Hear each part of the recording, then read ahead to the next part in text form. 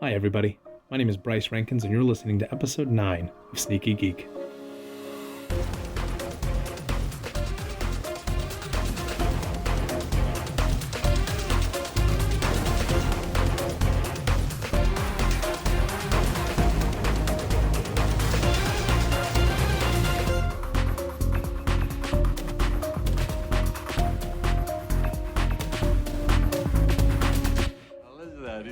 Threatening me. Hey, Sparkles, here's the deal. If you want to get back to Asberg, Asgard, any contender who defeats my champion, their freedom they shall win.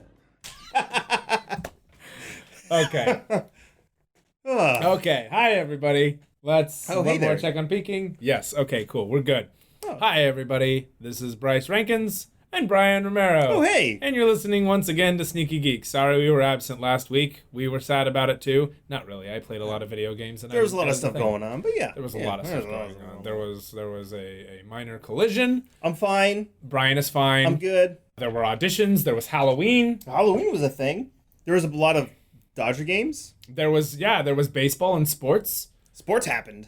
Stranger Things happened. Stranger Things happened. Oh, Stranger Things was so good. And We'll get to that later, We're not though. talking about Stranger No. Things today. Sorry, it was wonderful. We loved it. We enjoyed it very much. Moving on. What else has happened in geek culture in the last week and a half? Oh, the Save the Light game came out. The Steven Universe game came out, Sure. which I'm excited about. You're and it's only excited. $25. That's pretty cheap. Super excited. But And that's about it. Nothing else happened at all. no, Nothing. nothing. Yeah. Cool. So we'll see you guys next week. Next week, for joining in. thanks for joining us. It was really, really great seeing all of you, or listening and being, the ear. Oh, wait. There's that Thor movie or something, right? Oh shit, there was a Thor movie out. It was like the second one? The No, it's Thor Ragnarok. Yes, Thor Ragnarok came out, and that's actually why we're here talking to you. Also because we love recording, because That's what we do. That's what we do. It's how we do. So we went and saw Thor Ragnarok, and we're going to talk about Thor Ragnarok Yes. today. How are we going to talk about it, though? Well- So we do want to do spoilers, but we're not going to do spoilers yet. So if you want to keep listening, if you haven't seen the movie, you can keep listening for right now. Yep. We won't get into. We'll let you know when the spoilers happen, and we'll probably go in later because we're going to have to edit some stuff out and get a full-on time signature of Yeah, when we it's will gonna let happen. you know We'll when let that you is. know. If you haven't, I can't tell you right now, but what we can do is in the info of this podcast, if you open that up, it'll tell you the point at which there will be spoilers, and we'll probably say something like, hey, we're entering spoiler territory. fuck However, out. I'm going to tell you right now, we are going to spoil everything leading up to Thor. So if you haven't seen Avengers Age of Ultron yet, figure it out. It's on. Oh, it's not on Netflix anymore, or It's is not- it? I don't know. They take it off anyways.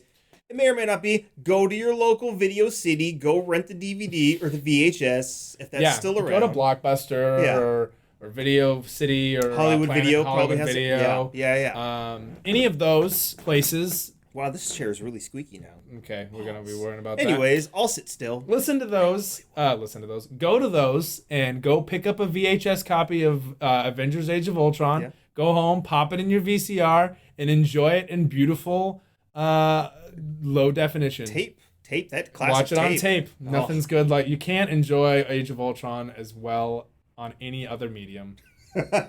Anyway, so we're gonna spoil the crap out of that. So here we go. What's happened in the Marvel Cinematic Universe up till now? So Tony Stark gave up guns. He became Iron Man. And he became Iron Man. Captain America Got fought off unfrozen. Nazis and then got frozen and then got unfrozen. Thor showed up. Thor showed up and Kenneth Branagh directed it. And in the first Thor, he gets told he's not worthy, so he loses the hammer. Then he gets it back, fights the Destroyer. And everybody goes, wow, that was interesting, but why did Kenneth Branagh direct it? That was not very exciting. It was enjoyable. Yeah. I liked it, but I dug it. I didn't love it, but I dug it. Yeah. Kenneth Branagh's good, but, whatever. Then Avengers got together. Avengers got together. Was Iron Man had a amazing. sequel. Avengers got together. They fought off the Chitauri invasion by the decree of Thanos, which we didn't really know was by Thanos because they were being led by Loki. Mm-hmm. Loki got imprisoned, and they got sent back to Asgard in chains with Thor. Asgard in chains. Asgard. That's That's a cool my new band metal name. band. Yeah, down. So we're Asgard looking in for a couple chains. guitarists, maybe a bassist. I'm on drums. He's probably on vocals because he only works on that instrument. obviously. Yeah. So if you guys are interested in Asgard in Chains, our new metal band, we will strictly talk about comic book lore in our music, but it'll all sound like this. Yeah. So nobody will understand what we're talking about anyway, so they'll just buy it. Yeah.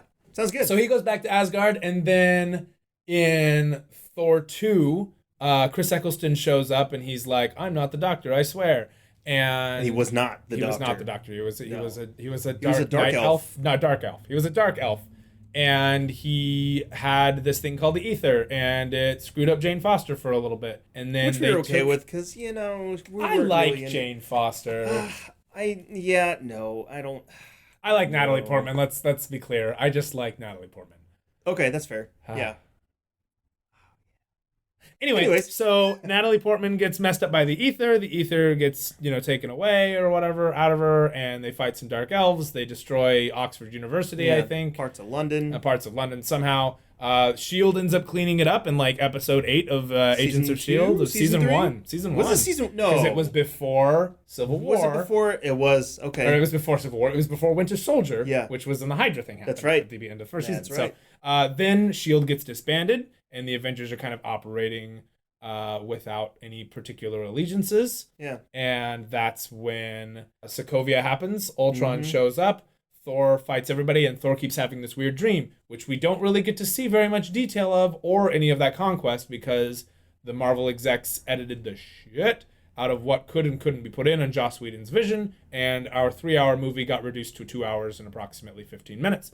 Yeah. So I get kind of why they did it, because it would have been distracting from the overall movie itself. right, we wouldn't have wanted to distract from the fact that Ultron had literally killed almost nobody on screen. Different Again, story. Different podcast. So Thor goes back to Asgard because he's like, bro, I'm having some trippy dreams right now. I need to go see my Asgardian psychologist. So he goes back to Asgard and to go search the 9 realms for answers as to why he keeps dreaming about this Ragnarok situation. And Infinity Stones. Yeah, and figure out what this Infinity Stones things is looking for. And Guardians of the Galaxy happens somewhere in there. We discover what Infinity Stones are. Mm-hmm. And Thanos has a gauntlet. We saw that gauntlet in the first Thor movie, which we'll get to a little bit later. We'll get to that in the later. But we have everything leads up. As soon as he leaves Ultron, Civil War happens. Thor is gone. Hulk is also gone. We say those are both AWOL. They both leave at the end of Avengers: Age of Ultron. Hulk, we don't know where he's going. Thor is going specifically to go look for Infinity Stones and get to the bottom of this Ragnarok situation. Yeah. And then Doctor Strange happens. We get some magic in the and Marvel Ant-Man universe. happens. Ant-Man happens. And we kind of develop a whole cinematic universe expanded beyond this other stuff. And we've got magic finally. Which is really cool. We have Inhumans on Earth, but that's not really part of the cinematic that's thing. Totally movie stuff, but And so that kind of brings you up to brings date. up to speed with the Marvel universe in general. Yeah. Basically, Hulk's not around. Thor's not really around. The Avengers are just kind of chilling for the time being after Civil War. Well, they're kind of separated after the Civil War. But yeah, luckily that's pretty much it, I think. Yeah. So let's talk about this whole Ragnarok in general. We're not at spoilers yet. No, let's talk about the Ragnarok books. All right, so Thor Ragnarok. There's been quite a bit of stories over the years that have kind of touched upon it. Yeah. First started in 1966's The Mighty Thor 127 and 128 by the legendaries Stan Lee and Jack Kirby. Okay, so this is before Jack Kirby leaves to DC. Right. So this is still Silver Age, right? Definitely, yeah. Okay. Yeah, which you can hear about on our last podcast. But basically, we'll go into too many details here, but there's a prophetess, I guess that's what you'd call it. The woman who the woman who's, with Professor Trelawney says something. Yeah, right, yeah. Vola, whoever that is. I haven't read that story yet, but I will, because I'm totally interested in this stuff now. So, basically, Ragnarok starts with a bunch of events, and it ends with the slaying of the Midgard serpent. They don't really go into too much detail on that just yet. But then later on, we do get that fight with said Midgard serpent in the Thor Ragnarok story, first published in 1978, with Roy Thomas doing the writing and the editing. Oh, that's pretty cool. We're looking at the book right now. So this is a podcast, or whatever we usually say. But then also John Buscema's on there with the art duties, and they touch upon a little bit of the prophecy and kind of what's happened in the past, and then it kind of ends with Thor fighting the Midgard serpent, and of course Thor being Thor, he whoops its ass, kills it, and that's kind of what helps set off the snowball effect. Part of it is also Balder dying, who's supposed to be invulnerable, except for with something that Loki comes up with because, of course, it's Loki. Yeah, he'll figure it out. Yeah, and he did. And so he brings about Ragnarok in the 70s. Right. Or does he bring it about? Odin comes back. Odin was kind of out and about, sort of on an exile. And he comes back with the Odin force, Odin power. Odin being just the badass that he is, he kind of stops it all. Okay, so he prevents Ragnarok back in the 70s. Right. From fully happening. And over the course, it does mention Surtur, who's the big demon fire god kind of thing. Right. He's in there too. Again, I won't go into too much detail because you should really read it, and it's way more. It's pretty involved. Yeah. And this is a Bronze Age comic that starts its prophecies with the Silver Age. Yeah. Right? Yeah. So it's a very cool continuity kind of thing where they're calling back to a previous story and building on it. Okay, so Silver Age, Jack Kirby's still on. He and Stan Lee put together this kind of prophecy based on the Norse concept of Ragnarok, right? Which is a real thing. Oh yeah, right. Yeah, So if you look that up, it's basically just it's a cyclical death of the Norse gods. Okay, so the gods will all die. Keeping it short and simple. Yeah, and in the simplest terms, the gods will die for a while, and they come back, and then they'll come back. Yeah. Okay, so but when Ragnarok will happen when a certain thing happens, and gods, regardless of whether or not they're going to come back, aren't really big fans of the whole dying for a while. Right. So they talk about it with them, and then in the Bronze Age, after Jack Kirby has left, and Stan is kind of taking a step back from doing as much writing because he's moving his way up, etc. Right. Roy Thomas has written his. Yep. And then do we really touch on Ragnarok for the next 3-4 decades? They might. I haven't read all those books. I mean, I know Thor wasn't the Thor we know, the Odin son, the clean-shaven Odin son we know for a couple of years in the late 80s, early 90s. Yeah. So, I mean, and there were other things that Thor dealt with, but... As a Ragnarok as a whole did not happen. Yeah, Ragnarok got prevented in the 70s. Yes. And this was also Comics Code Authority time period when the bad guys can't win, right? Exactly, yeah. So Odin was gonna come in and fix it. Yeah, which he did. Okay, so when Ragnarok happens again, what time period is that? So now we're around the disassembled storyline. So this is right around the birth of a new age. Yeah, this is that paradigm shift where everything kind of changes in the way teams are put together. Right. Things get a little more realistic. They get a little more serious. I don't want to say serious, but there's definitely more... There's more consequences. There's more consequences. The stakes are higher. Stakes are higher. People aren't necessarily getting along as well as they should. Right, yeah. And again, like you mentioned before, they're kind of more into the psyches of how they're getting along. Right. How they're not getting along and all that good stuff. What year is this? This is 2004. Oh, okay, 2004. That's when I start reading comics. Mm-hmm. Like I started right around this time period. That's the Disassembled era, right? Yes, Disassembled, exactly. House of M, all those guys. Yeah.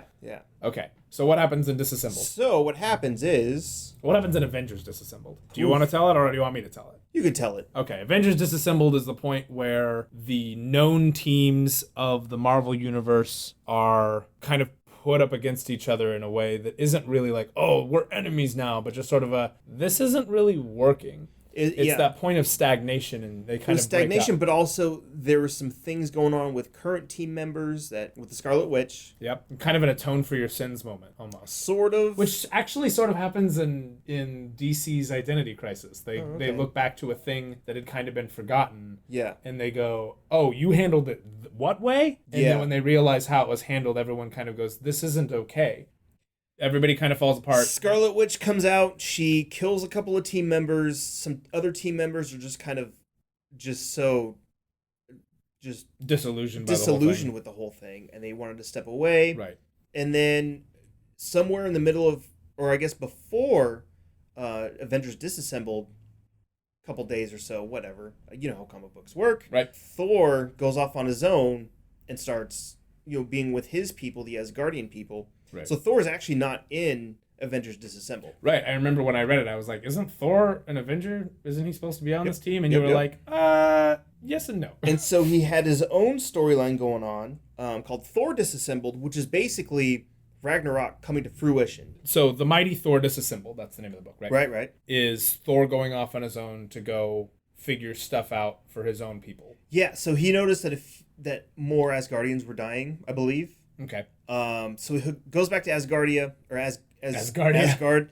Asgardia is like a couple years later. That's a whole different other storyline. So he goes back to Asgard, and he starts investigating this kind of stuff. And he notices that a lot of his fellow Asgardians are dying. Or come to find out, the universe itself is kind of sick of Asgardians Cheating death. cheating death. Yeah. Yeah. Because they avoid Ragnarok in the 70s. Yeah.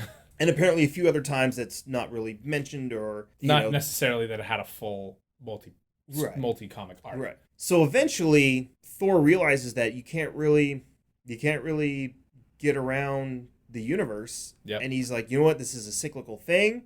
It'll work itself out. This has to happen. And so he lets it happen. That's when he goes to the outside of the world tree and is like, all right, enough. We can't avoid this any longer. Yeah. And not only does Thor die, but everybody dies, right? Everybody dies. Yes, everybody dies. And then a little bit later we find out that Thor, his spirit was still kind of around, lingering. Well, did he go back to Donald Blake? No, he did not. Okay. Yeah. Was Donald Blake No, free? it wasn't. Donald Blake Yeah. was... That's a long time ago. Yeah. Yeah. So that whole Donald Blake storyline is long gone, long past. Well, I know when he comes back, there's some Donald Blake inner stuff, and he's like, you know what it's like being inside your head, and that's when they start talking to each other. That's right. And working together. Yeah. That's right. So at this point, him and Donald Blake are separate. Okay, already. so he's just Thor because he's not going Right. to Earth like that. Okay. And if you don't know what we're talking about there, go check. Just look up Donald Blake. Yeah. Dr. Donald Blake. You'll also discover some cool Easter eggs in the first Thor movie that you probably didn't notice before. Yeah. But yeah, so that kind of brings us to the whole Thor disassembled Ragnarok thing where everybody dies. Yep. Everybody dies. That's what Ragnarok is. Yeah. And that's what happened to Thor. And Thor was gone for like 4 or 5 years. He was gone like 3 years. Okay. Because he came back in 2007, which... That's right. Which at the time was when Civil War was going on, when it was being released, but that got pushed back a lot, and then it got added an extra issue. So I think Thor #1 of Straczynski's run, when he comes back, happens after Civil War. Yeah, because he comes back and doesn't find out for a while what happened with the clone Thor. Right. Because that Reed was Richards also a came thing. Also named Ragnarok. Yeah, because he is this sort of badass end of days sort so of why being. not name him Ragnarok? Yeah. So, anyways, so Ragnarok has done his thing. He goes and he's like, Tony, what the hell? Or rather, Tony, what the hell? And then Tony's like, bro, like, where have you been? Where have you been? And he's like, dude, you cloned me? Yeah. Like you made somebody in my image without my permission? Bro, what the hell, dude? Yeah, and then they fight, and those are really cool issues. issues. It was a really great issue. Check it out. I think it's issue 6 or 7 of that run. Yeah, he just like cripples the crap out of Tony's armor, and then it's like, all right, don't come asking for me. I don't want to talk to you. We're done. And then that's also when the Oklahoma thing happens, right? Which is kind of what happens in Thor 1. We'll get there. Yeah. So actually, because Thor 1 happens in New Mexico. Yeah. So around the whole deserty, city, rural middle area. of nowhere kind of thing. Yeah, because the Mjolnir lands. Yeah. And it makes a big crater, and then a bunch of people come out, and they're like, we're going to see if we can pull it apart and take it out. Doctor Doom comes out. This is back in the comics. This happens before Civil War. Yeah. So Ragnarok happens. All the gods die. Mjolnir's left, and it finds its way to Earth. Doctor Doom tries to pick it up in the prelude to Civil War. Doesn't happen. He's not worthy. He's Doctor Doom. Come on now. The war happens. Thor comes back. A few people try to pick it up, though, don't they? Yeah. In fact, there's a scene in the movie that's taken straight from the comic book where it shows a lot of people in the middle of the day trying to pick up the hammer and it doesn't work. So And no one can. No one can. So it's kind of cool. Nice little callback there. Yeah. So then in the comic books, Thor comes back. Yada, yada. Thor comes back. He brings the rest of Asgard back. They do their thing. Siege. And then the big three get back together. It's Cap, Iron Man, and Thor. Yep. And Asgard is a floating city above Oklahoma, but then it's not a floating city above Oklahoma. And then they're trying to find some other place. That's when that Asgardia thing happens. Yeah. And that's everything that happened in the comic books that pretty much pertains to the movies here. At least to the Ragnarok concept. I mean, we don't want to get into too many details about whether any of this is actually actually relevant. Yeah. You may have noticed if you watch the trailer, we're going to get a little spoilery if you skipped the trailer, but you may have noticed that the Hulk is in gladiator outfits and He he's sure there. is. So I gave you a warning. You knew I was going to go for a spoiler. You should have pressed pause. If you didn't, well, now you know that there will be a Hulk and he's going to be in gladiator format. Yeah. Pause it if you don't want to hear anymore because we're about to talk about Planet Hulk. Planet Hulk. Which it yes. appears that we are drawing a lot of inspiration from, at least with that regard. So, Planet Hulk.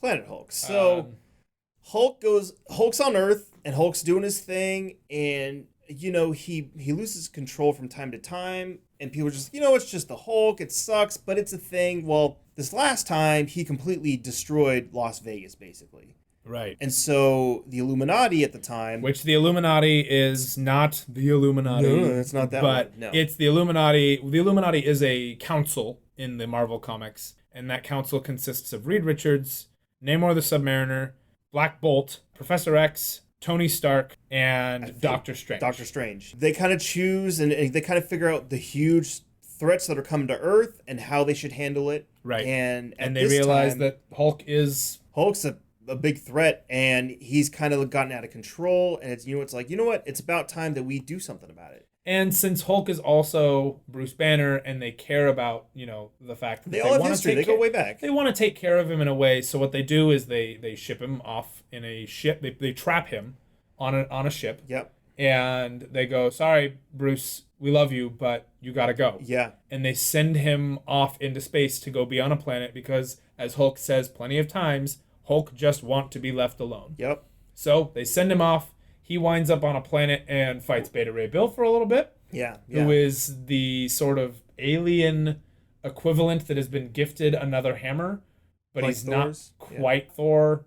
But he does have similar Thor powers. Yeah, he does. He's very cool. Look him up. He's Good really stuff. neat. So that happens. Then he Hulk ends up on that planet. Leaving that planet. Is that what happened? I didn't actually read the book. He fights Beta Ray Bill, and then he fights like 3 Korg monsters or something. I thought that was on the planet. He winds up on Sakaar after. He eventually the Beta winds Ray up on the planet Sakaar, where there ends up being a lot of gladiator kind of stuff. Hence this whole Planet Hulk thing. He fights a lot of people. He befriends a lot of people. He becomes Falls good in friends love. with this group of people he calls his Warbound. Warbound. Which includes an alien insect dude. thing called Meek, and a giant rock dude called Korg. It's I don't remember the species. I can't remember either. They're an old Thor enemy. Yeah, from in fact, way back in the day. They showed up in the Dark World. Yeah, in the very movie. beginning of the very Dark beginning. World. Same kind of guy.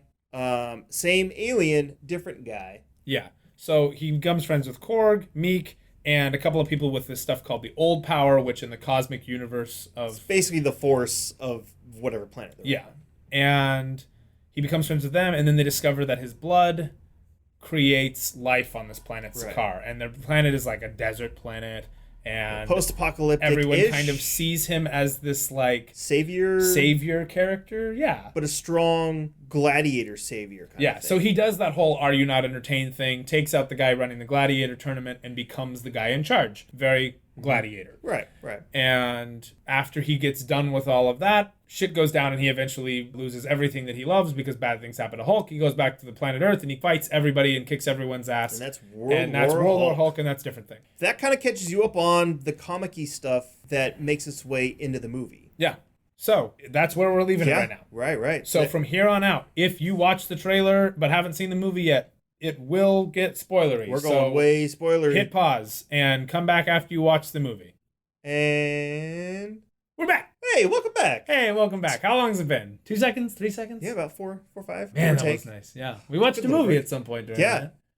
I went to the bathroom a couple times. I did that. As I do. I had to go to the bathroom during that movie. It made it a very intense watch. Oh, man. So, we just saw Thor Ragnarok. And I liked it. I liked it. Notice the tone of our voices right there. There's a glaring problem that both of us had with Thor Ragnarok, but before we start talking about problems, let's actually talk about why we liked it. Because this is a podcast about celebration, not about nitpicky complainers. Yeah, you know what happens, but I loved how funny it was. Yeah, so that was the big difference between this movie and honestly basically every other movie that Thor's appeared in.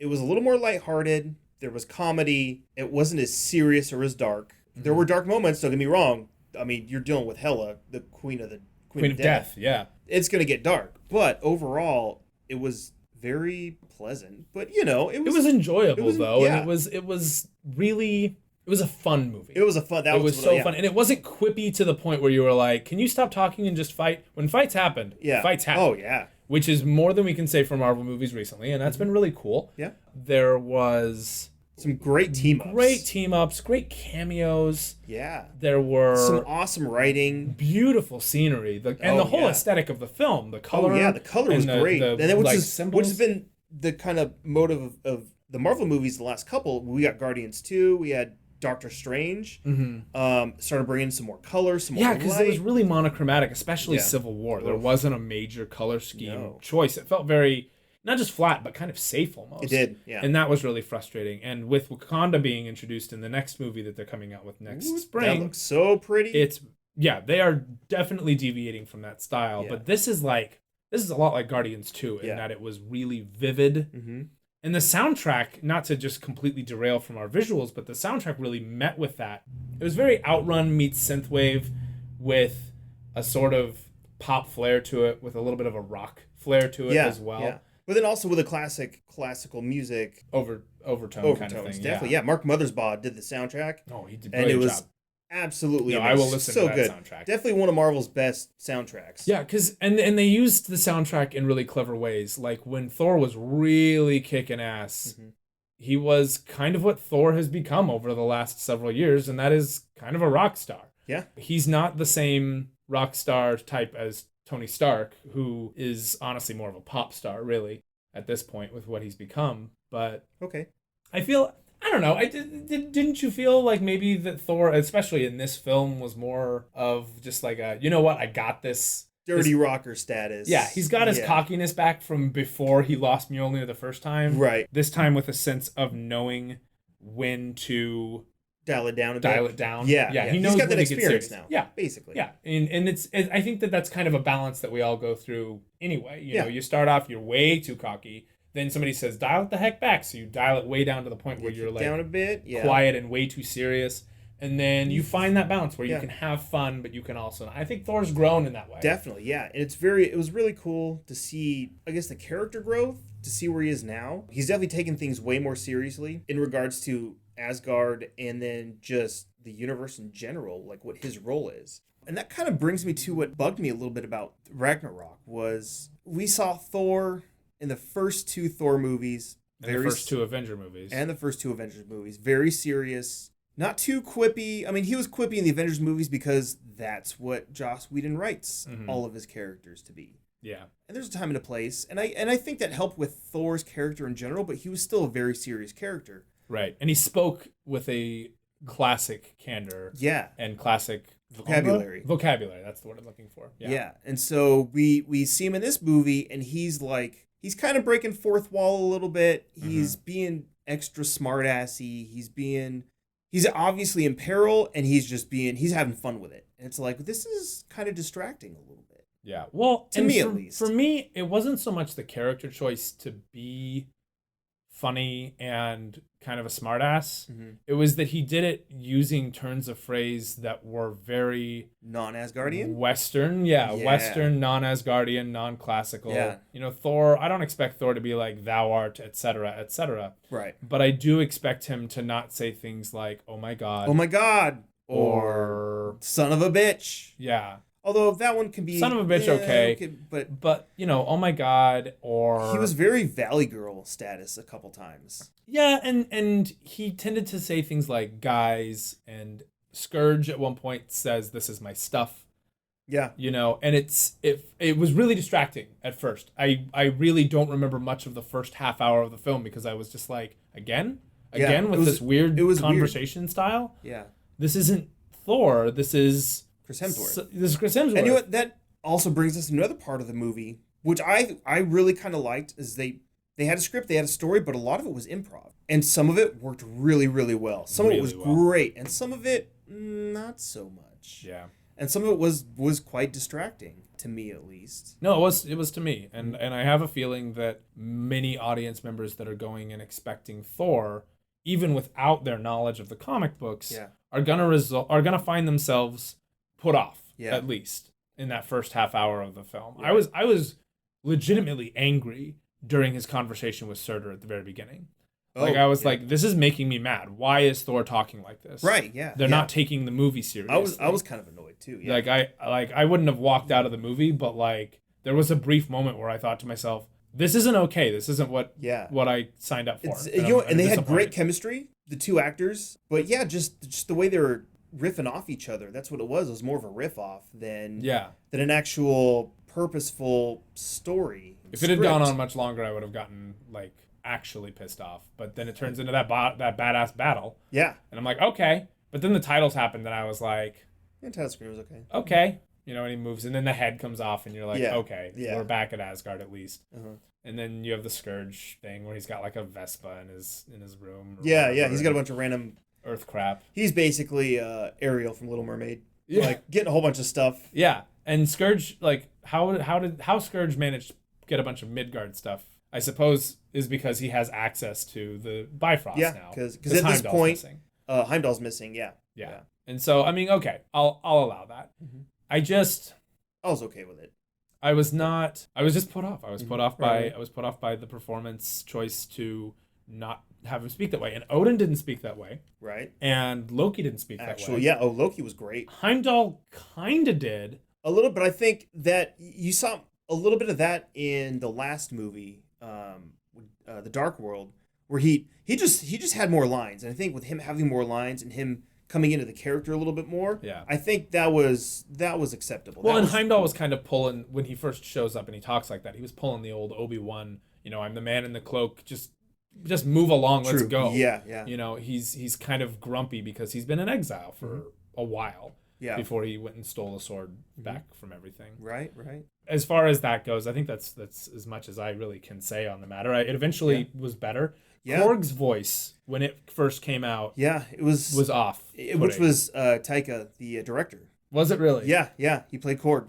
So Korg in the movie is very different from Korg in the comics. Korg in the comics is definitely a lot more serious. Yeah, way more serious, and he's way more... Yeah, he's not as open, reserved. Right, that's the word. Okay, reserved is a good word. In the movie, at first I was kind of put off because I was expecting Korg from the comics, and again, this is not the comics. This is not the comics. This is definitely not the comics. And you know what? He was one of my favorite characters. Yeah, I really loved him by the end of it. Yeah. And that's, I think, what I liked about this movie the most was that it wasn't what I expected, but once I got over that, which I don't know that everybody will be able to do, but once I got over that, I really enjoyed and appreciated where it came out. Oh yeah, definitely. I think our initial reaction to say I liked it is because we're still on that mindset of what the heck, but I think there will come a point where I'll be like, no, Thor 3 is the best Thor. Oh yeah, arguably this is the best Thor. This is the best Thor. Yeah, definitely. But we started off expecting Ragnarok. This is the point where Thor brings all of his people to die. Yeah. And they all go away, and that's the end of it. And by the end of this movie, we're not at that point. Yeah. And we've bridged stories from Planet Hulk and from Ragnarok and a few other spots. Yeah. And we've turned it all into one Exodus movie. Yeah. And it's Which is okay. It's cool. It was good. No, it was good. It was enjoyable. I didn't expect the ending with everybody leaving, which is fine. I'm not saying it's a bad thing. It was just okay. No, and it's cool because where are they gonna go? Where is all of Asgard gonna go? And that's where I thought they were bringing it with the comics. Like, you have Asgardia on Earth in Oklahoma.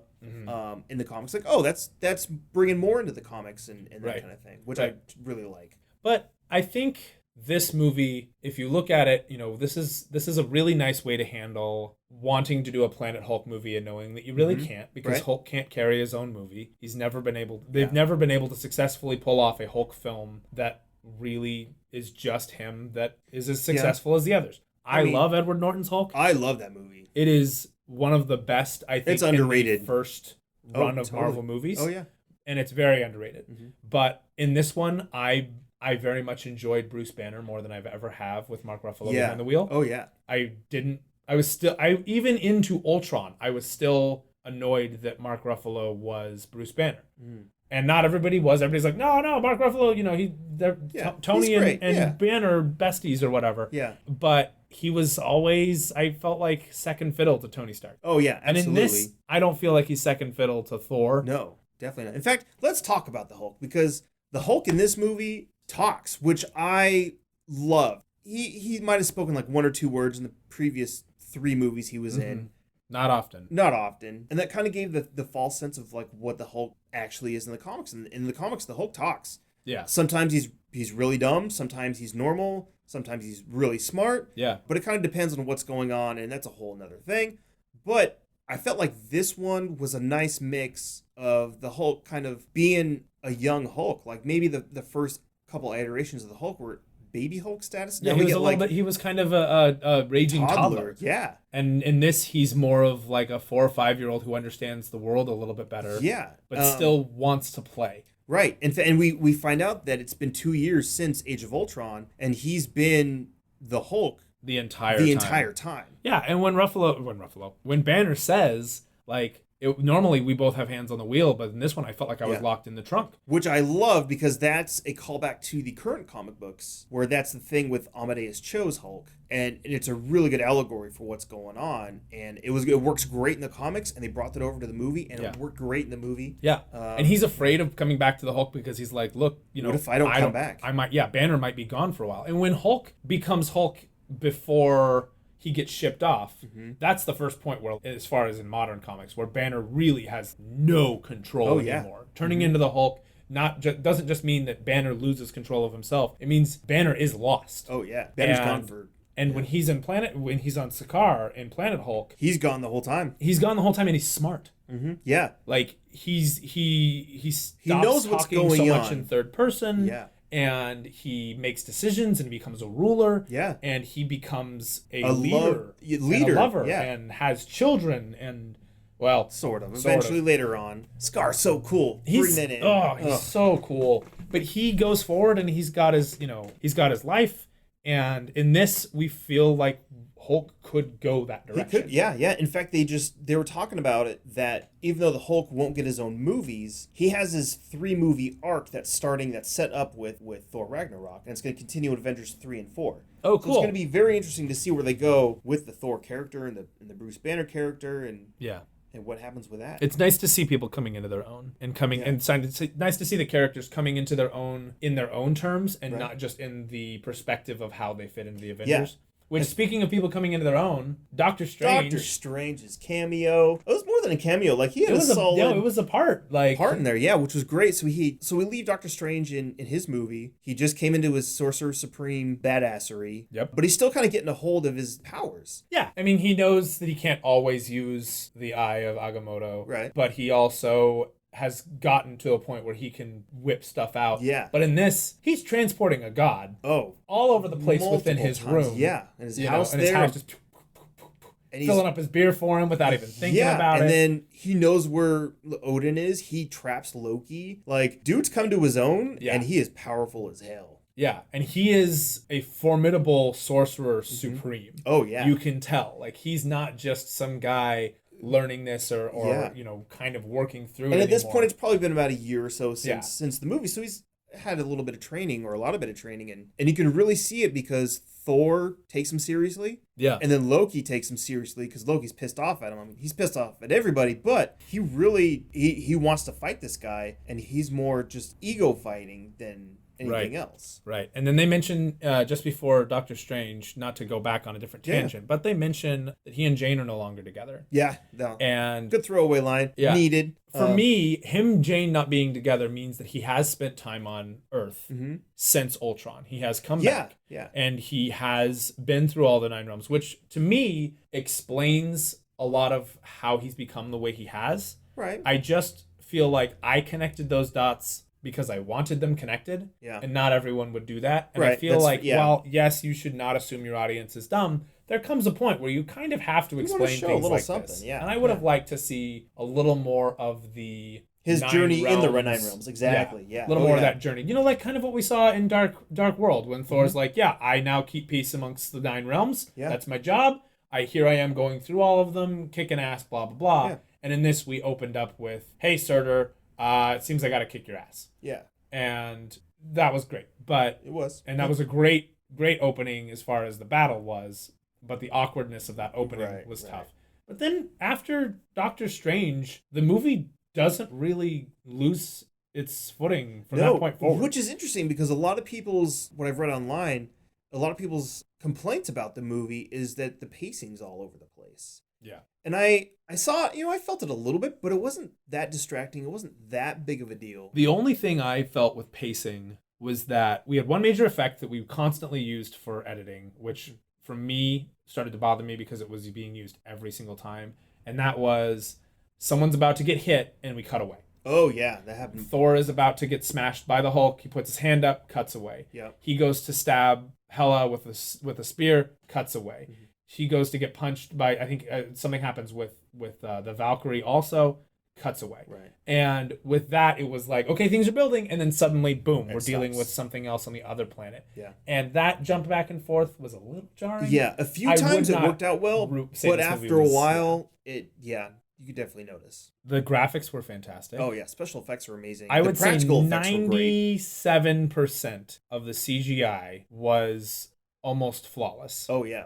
There was one scene with Hela fighting all the soldiers where her cape was a little funky. Okay. Yeah. And you could tell she was CGI because Kate Blanchett's not doing all those moves. Right. All those acrobatics and yeah. So there was that, and I was like, she looked for a brief second as fake as Harry Potter on the Troll in Harry Potter and the Sorcerer's Stone. I don't think it was that bad. It wasn't that she wasn't detailed enough. It was that her movement was unnatural enough. Oh, okay. I got And so there was that, and then there was a point where a body falls in front of, I want to say Loki or something like that. And when it happens, I'm like, that doesn't seem like it obeyed the laws of at least movie physics or if possibly regular physics, depending. Yeah. I mean, it might be perfect, but I was like, shouldn't that bounce just a little bit or something? Shouldn't something else happen here? Yeah. And it felt uncanny for a second. Okay. But other than that, like the movie's visuals, as far as, because you've got a lot of visuals. There's a lot going on. Yeah. Just great. Oh, yeah. I loved it. Celestial guards. The Celestial guards are really cool. Those guards, I mean, I don't know that they're Celestials or that they just model themselves on Celestials. I think they're modeled because, again, we have Nowhere that's based out of Celestial's head. Right, so they're obviously not Celestials. Right, so I think they're just modeled after them. Yeah, so this is again off into another realm, another planet. Yeah. Which I thought was really cool. It was a line Hela had. It was very quickly, but she was like, and then he stopped at 9 realms. Why stop at 9? Yeah. And because when I heard the 9 realms the first time with the World Tree, I thought, okay, 9 realms. These are the 9 different like dimensions or something like that. And in this, it was like, no, there's 9 planets that he is in control of, and that's that. Yeah. And he said, okay, cool, we're done, we're good. Let's be peaceful and amicable and move on with our lives. Right. But lore-wise, I think we should talk about lore. Yeah. We've got the Celestial Guards. We've got confirmation that the Gauntlet, the Infinity Gauntlet, is a fake Infinity Gauntlet. That was great, and that was well played. And you know what? It was just like, it was quick and easy, and it was quality done. retcon. A quality retcon. And you're like, you hear him say it, and you're like, yeah, okay, I can buy it. I'm down. Yeah. No, this is fake, blah, blah, blah. She's throwing, He's like, half this stuff is fake anyways. Yeah. And then we have the Tesseract there. Yeah, which was focused on twice. Yeah. And Loki took a good look at it. And isn't the Tesseract Infinity Stone? Yep. So we've got stones that. Inside. Yeah. There's a stone inside that. So we, and he looked at it. I certainly hope that he picked it up before the whole Asgard fell apart, because we need that stone to be taken by Thanos at some point. Yep. Which would explain the possible Chitauri ship at the end, if they know that they have the stone. Yeah. Oh. Or even if they don't. Although if he has a couple stones already, the stones can feel each other, and that's how. Yeah. Oh. Yeah. This is a podcast, but Bryce's eyes are very wide right now. Yeah. Mind is being blown. Gears are turning. Yep. Okay. What other cool lore stuff was in there? It was very cool that they mentioned something about going to Xandar. They did. And that would take 18 months. Yeah, the jump situation that they talked about in Guardians 2. Yeah. That in order to make these moves, and that's when they end up instead going through the Devil's Anus. Yeah. Which is a little distracting and a little... There's a few dick and fart jokes that didn't quite land. There wasn't a lot. But it wasn't like in Guardians where you were like, that was a poop joke. And you gave it a moment for the audience to laugh, and they didn't. It was a throwaway. That's true. Which was handled a lot better than Guardians was. Very because when Guardians did a joke and they thought it was going to be funny and it wound up not wowing the audience at all, it was really awkward in that theater. And distracting. Yeah. But when these jokes happened, if they didn't land, it didn't matter because they just kept moving. Yeah. And it wasn't quippy. No, that's what was nice. Again, Avengers is my favorite movie, but Joss Whedon does too many quips and too much wittiness. Yeah. And I think this movie played it nicely. Yeah, well, and when they're quipping during a fight, it makes the audience not take a fight seriously. Yeah. And when Thor is going through this fight, granted it's got a rock anthem by Led Zeppelin. Yeah. Which I think is really cool because it's the immigrant song, which is, Thor is the one off-worlder in the Avengers. Right. And he is the immigrant. Yep. And I think it's really cool that they chose that song, but also because it's a great rock anthem. Yeah. Oh, it's a hell of a good song. And so classic. But no one's talking during it. Right. You might have a couple of moments that are funny, but they're funny because of how characters are reacting, and you're laughing at like the silliness of some situations, but more it's never because somebody's being line. clever. Yeah.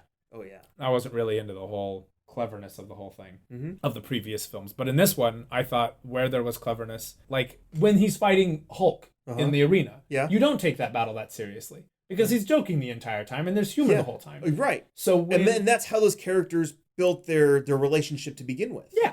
So that you didn't expect anything else, which was fine. Yeah. And it was a great fight. And then there was a point in the fight where it definitely did turn serious. And guess who stopped making jokes? Yeah. And when things got too serious in Ultron, they didn't. Right. And in this, they even in the arena where there wasn't, this wasn't a world-ending fight. When the characters took it seriously, their characters took it seriously. Oh yeah, yeah. And I think, right then and there, that beats out Ultron for me. I enjoyed this more. Definitely. Oh yeah. Yeah. It also was a more complete movie with a completely comprehensive storyline that hadn't been hacked to shit. But that's everything. Notable missing person, Lady Sif. Yeah. I know not there. The actress said something about it. I didn't read anything. And then I think Kevin Feige said something about it when somebody asked. And I didn't get a chance to read either article, but from what the headlines was saying, it made sense for whatever happened. We'll look into it. And but yeah, she was definitely missed. Another thing that really bugged me was the Warriors 3 went out like bitches. They were in there for half a second, boom, dead. Yeah, I don't even know that they got to speak lines. No, and I get that. I like that Volstagg had a couple more, daggers thrown into him than anybody else, but I think, and I get that it could be to set up that Hela is that much of a crazy. That is how I took it. I was like, oh my god, she just completely took out the two of the Warriors 3. Yeah. So for me, when it happened, I wasn't like, what the heck, you die that quickly? It was like, what the heck? I took it out on Hela rather than the creators. I did. I was a mix of both, but it was definitely wait, that was it?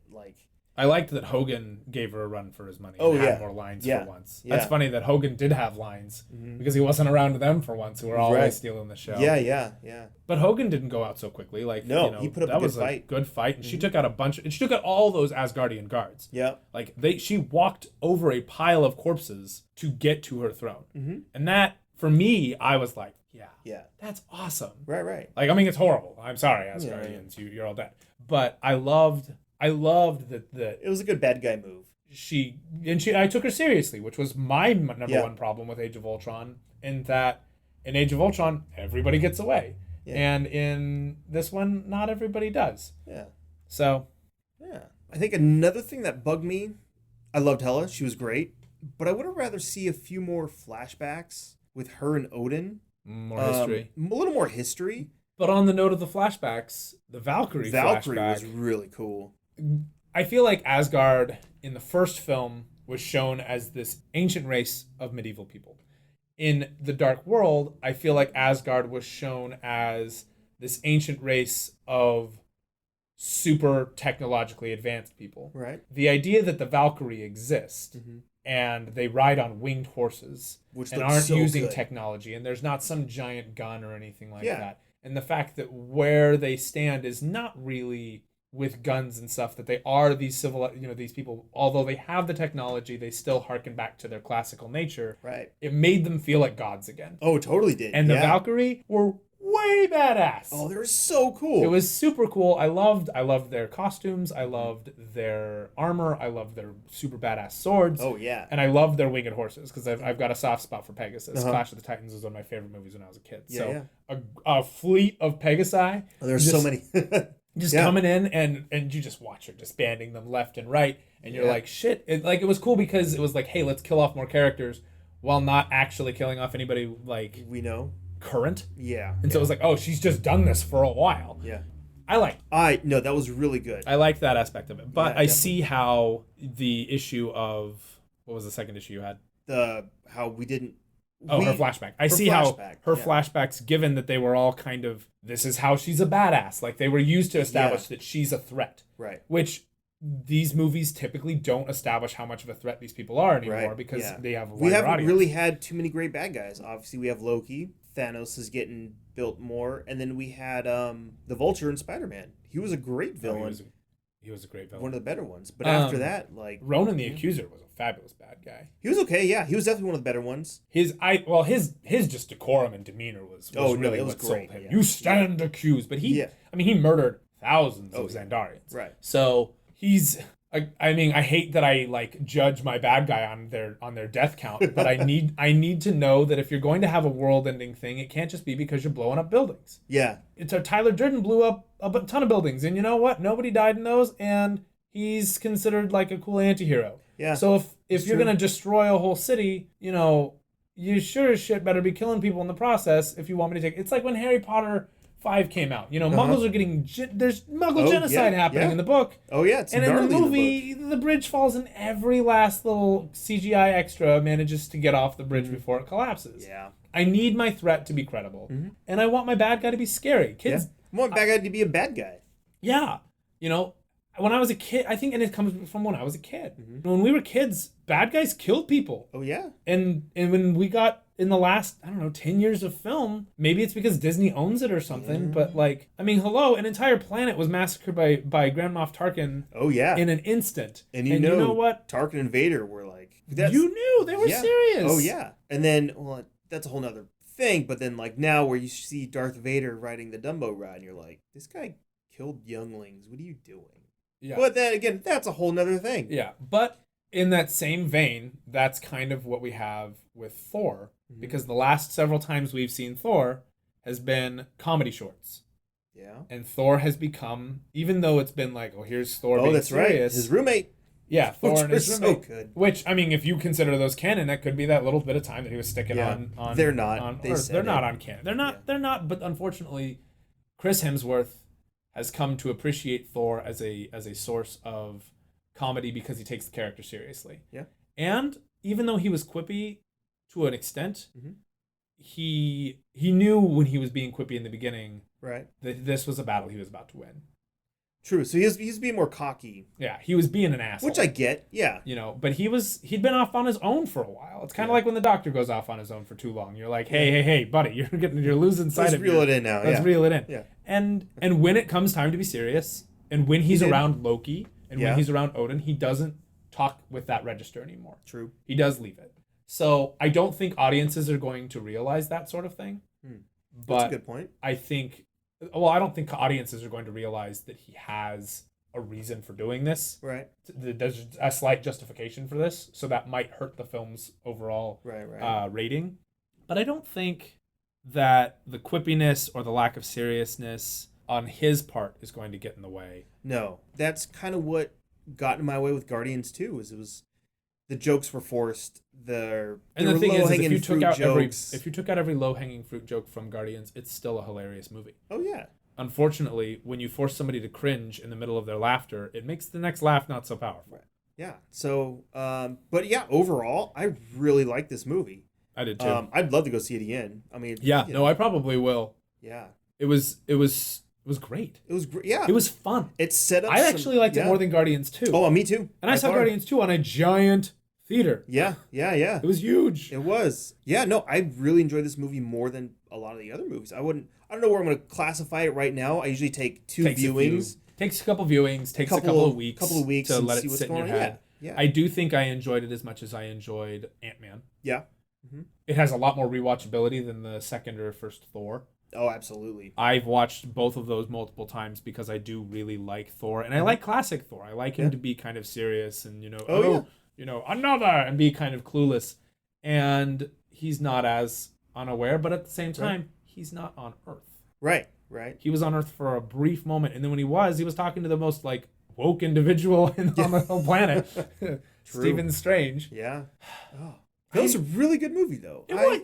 Yeah. I actually. I mean, as far we nitpicked a little bit, but overall, it was a really, really good movie. It was solid. It had a brilliant third act. No Yeah. weakness in the third act, which was, I think, part of the problem with the second one. Right. Okay. And a lot of times I feel like in these movies the second act is the weakest. weaker We have a part, really yeah. great setup followed by a decent movement toward the third act, and then a really good- world-ending third act. We destroyed a realm Yeah. by the end of this movie. Yeah. And the third act was solid, and the second act with everything that happens Was solid too, and it was great character work with Banner and Thor.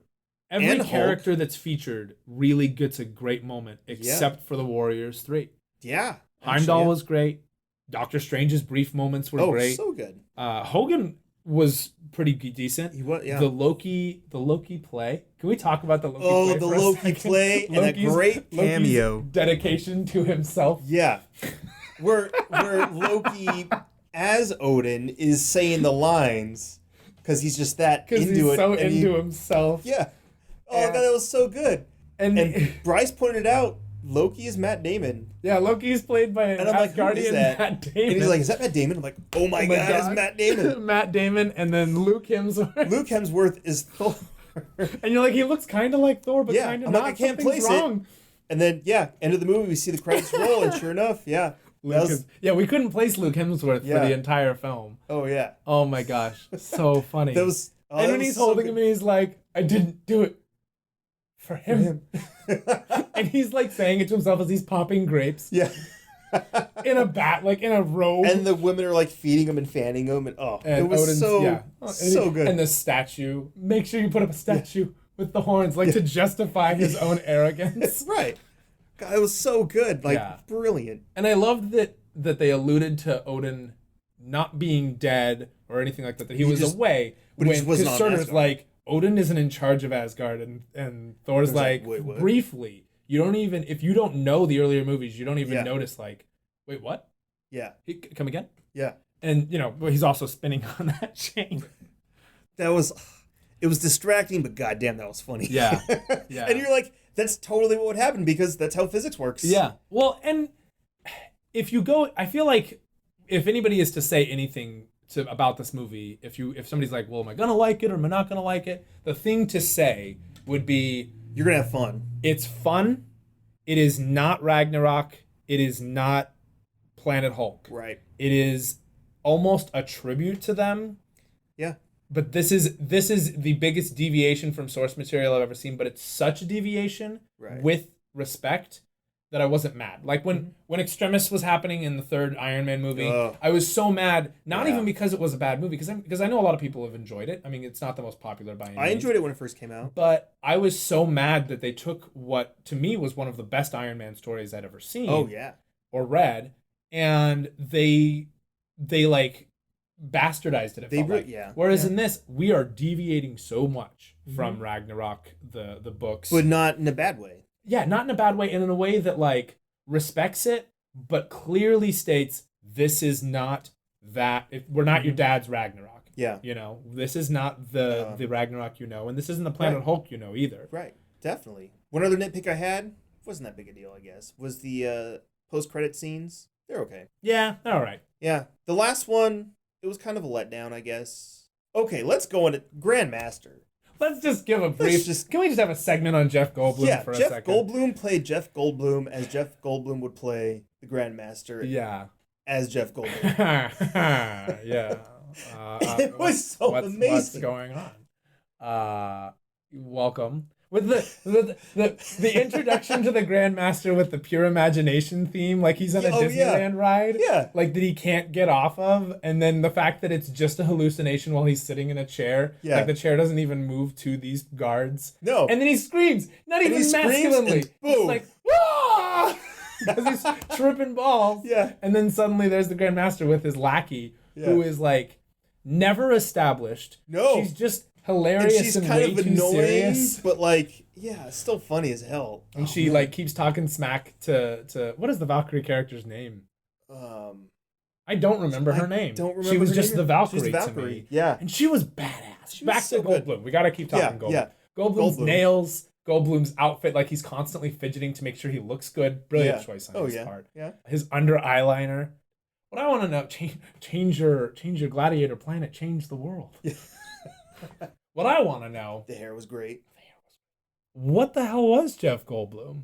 So He's millions of years old. He's supposed to be the brother of the Collector.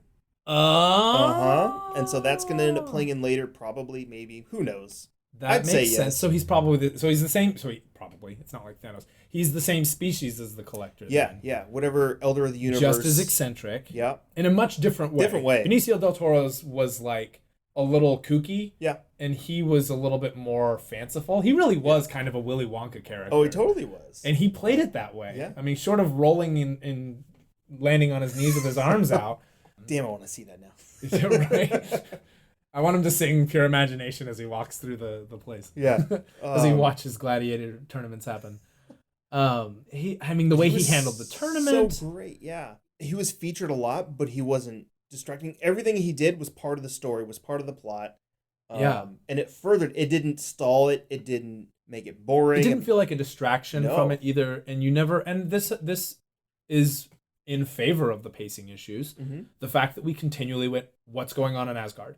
Even if it interrupted what was going on Sakaar, it kind of built up whatever tension was going on Sakaar and helped break that up a little bit. Mm-hmm. And it allowed us to take both problems seriously, so that, because otherwise it would have felt like, and now we're on a new planet again. Yeah. Which is kind of what happened in Guardians a little bit. It was just like, and we're here again. Yep. And, or in Civil War, when it was like, and now we're in this location. Big letters across the screen. Yeah, that's true. This character was allowed growth without being pushed. Mm-hmm. Oh, definitely. Which I really dug. Oh, yeah. Yeah. And he's just did his own thing, and it was so good. And then, again, a lot of the movie was improv, and Goldblum is a master improv. Oh, yeah. He's so funny. And Hemsworth is great. I mean, he's a comedic actor. I had no idea. Oh, he's how hilarious. Funny Chris Hemsworth Oh, could be. he's freaking hilarious. And so he really got to play up those strengths in this movie. And I knew Mark Ruffalo's funny, but like his funny was always like, oh, Mark Ruffalo, you cute. Cute goofball. Anytime I've ever seen Mark Ruffalo in anything, he's always been kind of sweet. Yeah. Watching Bruce Banner panic. Oh, yeah. And like, but not Hulk out. Get him, get accusatory. And the constant, sun's going down, sun's off real low. Okay. Hey there, big guy. Hey there, big guy. Which I really thought would have worked right off the bat when they were fighting, and it started to. But then he was like, nope. Yep. And I was worried that was gonna happen. Yeah. I was worried. I was like, he's gonna grab you and throw you. And oh it's yeah. Be... And then Loki calling back to the whole like, that's how you feel.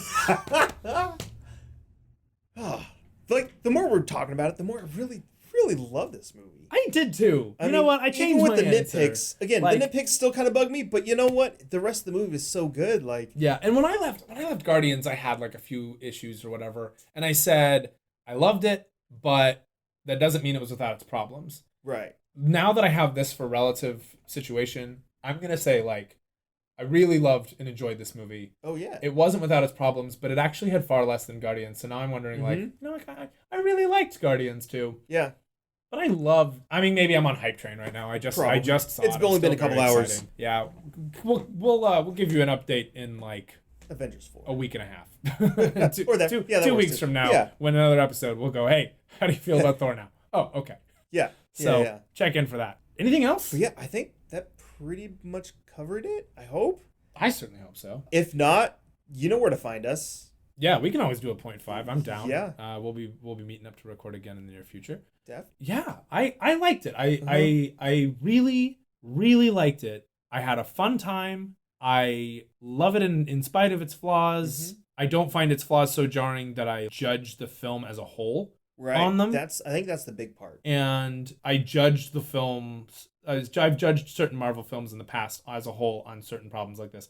My big problems with previous films have been weak second act, not serious bad guy, buildings being destroyed with no repercussions. Yeah. Sokovia Accords, good job. You just got to discuss this in a second movie, and even then, you still didn't ever show the damages. They kind of did with that, but not as much as.